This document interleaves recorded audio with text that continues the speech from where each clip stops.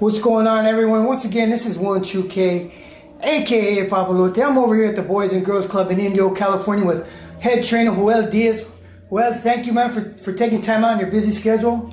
No problem, man. It's a pleasure. You guys are always welcome to my house. Thank you. We greatly appreciate it. And aside from training and conditioning, how important it is to know your opponent? Well, it's very important to know your opponent because you base on a lot of things, in preparation for a fight.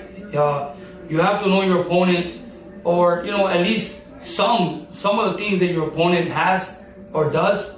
A little bit of mistakes, a little bit of what he does good and what he doesn't do good. It's always very important to focus on that to prepare for a fight. What does one take in regards to gaining information on your opponent? You gain a little bit of at least the information itself. What you gain is on the information you gain an important factor is what style does he have? Because every fighter has a different style. Even though that once that bell rings, a lot of things might change because styles make fights, and every fighter is different. But you focus on either he has a lot of power, what's his best punch, what does he do best, does he box, does he brawl, is he a forward fighter, is he a very strong fighter? There's a lot of factors in an opponent that you have to focus on that really help you and they benefit you. In regards to sparring, do you try to match up your guy with the opponent, certain style or height? I always look for similar styles. You're never gonna get the right one, but we simulate. Even I'm the type of person that even when I'm doing mixed, I sort of simulate the opponent.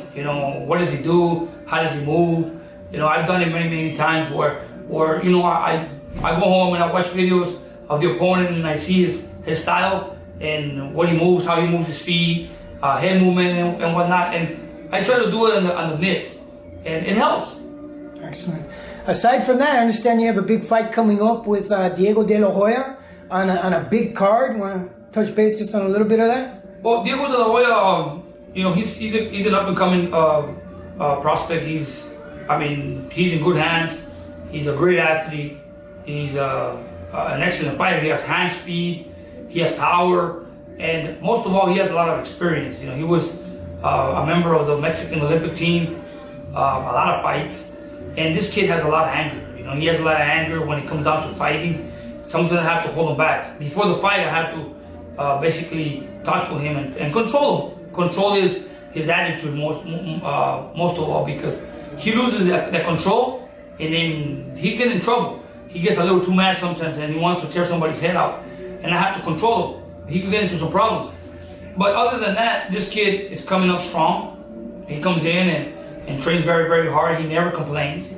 And I know that we're gonna close this year hopefully with good victories, good performances. He is gonna be part of the Canelo card in the maybe not in the opening TV, but he'll be in the card where people is gonna get to see him a little more, get a little more exposure. Absolutely. But looking towards the end of the year, I'm pretty sure he's going to be, up there at a main event on a big card.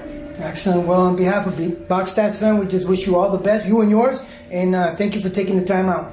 No problem. It's always a pleasure. Hey, this is my house. It's you guys' house. My doors are always open. I like it. I want to be known as one of the most humble persons in boxing, because that's the way I was raised. Anybody that comes here, you're part of the sport. My doors are always open. Thanks. Well, man, we greatly appreciate it. Enjoy your day, sir. Thank you. Thank you.